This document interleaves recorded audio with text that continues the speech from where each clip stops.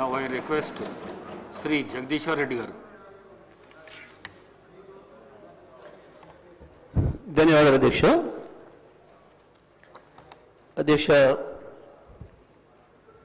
Governor గారి ప్రసంగం నిన్నంతా ఆశాంతం విన్నాం.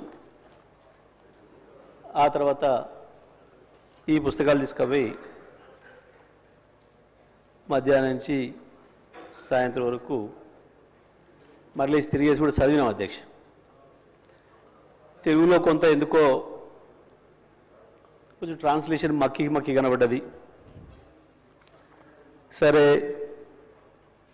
ఇంగ్లీష్లో కూడా చూద్దామని అది కూడా చూసిన అధ్యక్ష. అధ్యక్ష, ఈ మధ్యకాలంలో ఏఐ గురించి వెళ్ళి ఎక్కువ మాట్లాడుతున్నారు.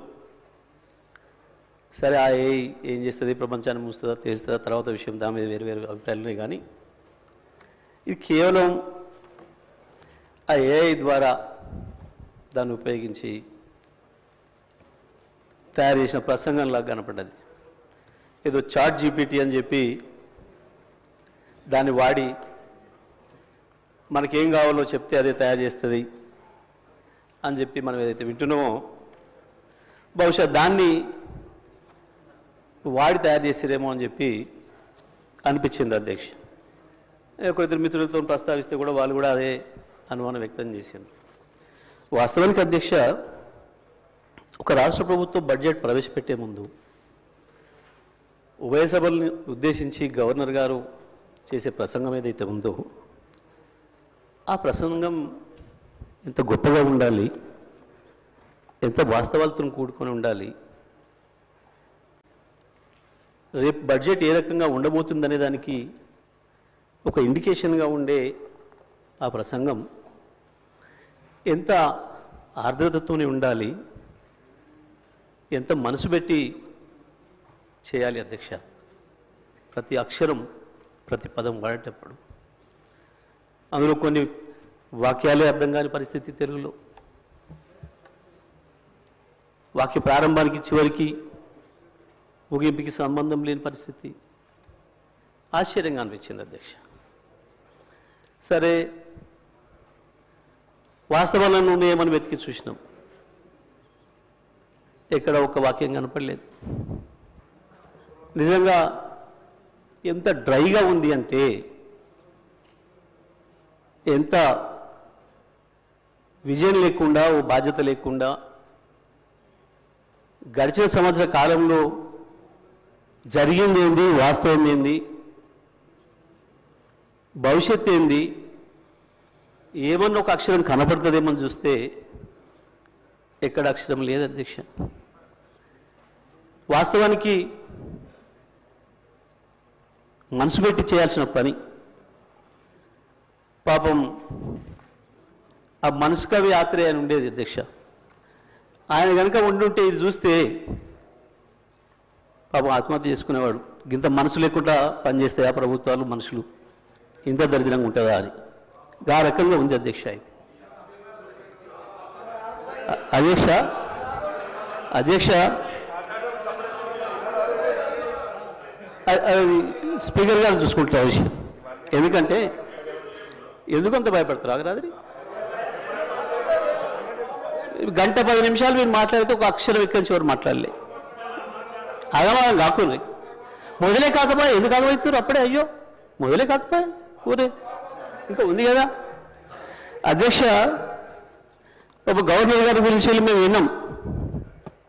సరే, పార్టీ ఏదున్నా ఎట్లా ఉన్నా గతంలో వారిది ఒక మంచి మనిషి అని, ఒక ఇంటిగ్రిటీ ఉన్న వ్యక్తి అని, గొప్ప చదువుకున్న వ్యక్తి అని.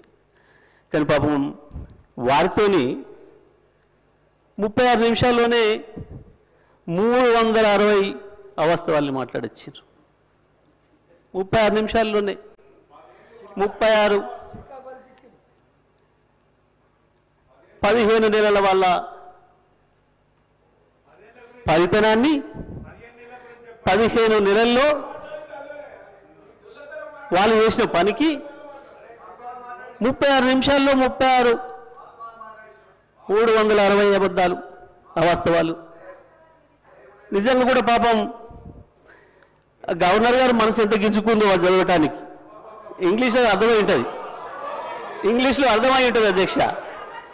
నాకు తెలిసి మనస్ఫూర్తిగా చదవలేదు, గవర్నర్ గారు కూడా మనస్ఫూర్తిగా చదివి ఉండరు అధ్యక్ష. అది నాకు తెలిసి ఎట్టి బస్సులో గవర్నర్ గారు మనసుతో మాత్రం చదవలేదు అధ్యక్ష. పాపం చాలా మెకానికల్గా చదివి ఎప్పుడు వెళ్ళిపోవడం అన్నట్టునే పోయారు పాపం అధ్యక్ష. సరే, ఇది ఒకవైపు అధ్యక్ష.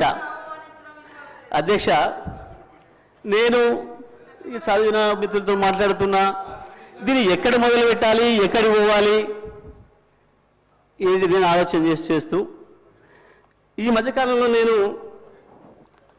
రైతుగా జరుగుతున్న పరిణామాలు, వ్యవసాయ రంగంలో వస్తున్న పరిస్థితులు, ఎండిపోతున్న పంట పొలాలు, ఎక్కువ తిరుగుతున్నా కాబట్టి అక్కడ రైతుల దగ్గరికి వెళ్తున్నా, రైతులతోనే ఉంటున్నా కాబట్టి ఆ రైతుల్ని కలిసి మధ్యకాలంలో ఎక్కువ మాట్లాడొచ్చున్నామని కాబట్టి ఒక్కసారి అదే రైతులతో ఒకసారి మాట్లాడి చూద్దాం. అయా రాష్ట్ర ప్రభుత్వం గవర్నర్ గారి చేత ఈ రకంగా మాట్లాడించింది ఇవాళ.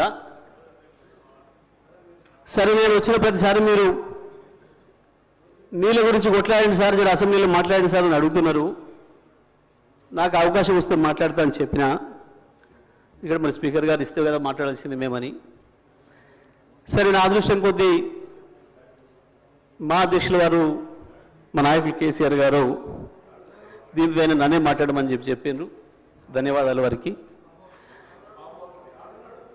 మీ ముఖ్యమంత్రి కంటే దూరంగా ఏం లేడు, రెండు కామెంట్స్ బంద్ చేయండి. ఇక మీ ముఖ్యమంత్రి కంటే దగ్గరనే ఉన్నాడు. ఎక్కువ మాట్లాడవద్దు, ఇక నాకు ముందట ఎక్కువ మాట్లాడుకొని మూసుకోండి. అధ్యక్ష, మాట్లాడితే ఆ రైతులకే వినిపిద్దాం ఈ విషయం కూడా అని మొత్తం వినిపించిన అధ్యక్ష తెలుగులో ఫోన్లోనే. నేను మనం పోయినప్పుడు ఒక తండ పోతుంటే ఇటువైపు మళ్ళీ పెద్ద మట్టి గుట్టలు కనబడుతున్నాయి. ఆగిన మళ్ళీ ఎందుకు వచ్చినాయి ఈ గుట్టలు, మట్టి గుట్టలు అని. బావులు తీయడం మొదలైంది అధ్యక్ష. మళ్ళీ సరే చూద్దాం ఈ బావికి ఎంత ఖర్చు అయింది, నీళ్ళని ఊరుతున్నాయి అని చెప్పి కారు దిగి బావి దగ్గర పోయినప్పుడు అక్కడి నుంచి గొర్రెలు వస్తున్నాయి. గొర్రెలు కాసుకున్నాయి రైతులు, గొర్రెల కాపర్లు కూడా, సోదరులు కూడా వచ్చారు. వాళ్ళకే చేసిన అధ్యక్ష. వెంకట్రాములు, రాజయ్య ఇద్దరు ఎందుకు రైతుల గురించి భయపడుతున్నారు, గొర్రె కాపర్లు రైతులనే భయపడుతున్నారు అధ్యక్ష. వాళ్ళకే మాట్లాడిన అధ్యక్ష నేను. ఎందుకంటే ఇది ప్రజలకు సంబంధించిన బడ్జెట్ కాబట్టి ప్రజలతోనే మాట్లాడినా మీలాగా కమిషన్లు ఇచ్చినట్టు మాట్లాడలేదు. నేను రైతులతో మాట్లాడిన అధ్యక్ష. మా వెంకటరామయ్య, మా రాజన్న ఇద్దరికి వినిపించిన, మా రవినాయక్ కూడా వినిపించి ఇది ఏం మాట్లాడలేదు దీని మీద, నేను ఎట్లా అనిపిస్తుంది అని అడిగిన. ఇలా నీకు అర్థం కాదే ఉంది సార్, దీంట్లో మా ఊర్లే వెంకటయ్య అని ఉండే, ఆయన ఊర్లో ఏతుల వెంకటయ్య కూడా అందరూ ఆయన కథ ఉంది ఇలా అన్నారు. ఏం కథ అని అడిగిన. ఏ లేదయ్యా, ఒకరోజు పొద్దున్నే ఆయన భార్య సర్పంచ్ కాడికి వచ్చింది. ఆయన భార్య సర్పంచ్ కాడికి వచ్చి కంప్లైంట్ చేసింది, మా వెంకటయ్య నన్ను కొట్టిండు, జర పిలిపించి మాట్లాడమని చెప్తే ఆయన పిలిపించిండు పెద్ద మనిషి. ఎందుకు కొట్టి ఏం సంగతి అని అడిగితే, నేను మా అమ్మగారింటికి నువ్వు పాలు వేయద్దుమని అన్నాడు, నేను పోస్తా అన్నా. నువ్వు పాలు వేస్తే ఊరుకోను అన్నాడు, నేను పోసి తీరుతానంటే నన్ను కొట్టిండు. పాలెక్కడి, నీకు బర్రె లేదా పాలెక్కడి అని చెప్పి ఆయన పెద్ద మనిషి అడిగింది అధ్యక్ష. అడిగితే నాకు 4 బర్రెలు ఉన్నాయి అన్నాడు అధ్యక్ష. ఈ 4 బర్రెలు ఎక్కడిదా, నీకు ఒకటి కూడా లేకపోయా, మా ఊరందరం చూస్తుంది 50 మంది ఉన్నాం, అందరూ తెలిసి నీకు బర్రెలు లేవా ఎక్కడిదా అంటే, అధ్యక్ష పోయిన బర్రె దొరికితే, సచ్చింది బతికితే, పోయింది దొరికితే, మా అత్తగారు ఒకటి పెడితే నేను ఒకటి కొంటే నాకు 4 బర్రెలు ఉంటాయి, నాకెందుకు 4 బర్రెలు అన్నాడు. ఇది కూడా అట్లనే ఉంది అధ్యక్ష ఈ గవర్నర్ గారి ప్రసంగము. అంతకు మించి ఒక అక్షరం కూడా తేడా లేదు. ఎక్కడ ఇచ్చారు అధ్యక్ష? రైతులకు రుణమాఫీ చేసినారు. రైతు భరోసా ఇచ్చినారు. 12,000 రూపాయలు నా ఈడిఎస్ కార్మికులకు ఇచ్చినారు. 12,000 రూపాయలు నా ఆటో కార్మిక సోదరులకు ఇచ్చినారు. 2,500 రూపాయలు మా మహాలక్ష్మి అక్క చెల్లెలకు ఇచ్చినారు. రైతులకు బోనస్ ఇచ్చినారు. తోం బంగారం ఇచ్చినారు. ఏమిచ్చిన అధ్యక్ష? నా విద్యార్థి సోదరులకు స్కూటీలు ఇచ్చినారు. అధ్యక్ష 2 లక్షల ఉద్యోగాలు ఇచ్చి సంతోషంగా పెట్టినారు. ఎక్కడిచ్చిన అధ్యక్ష?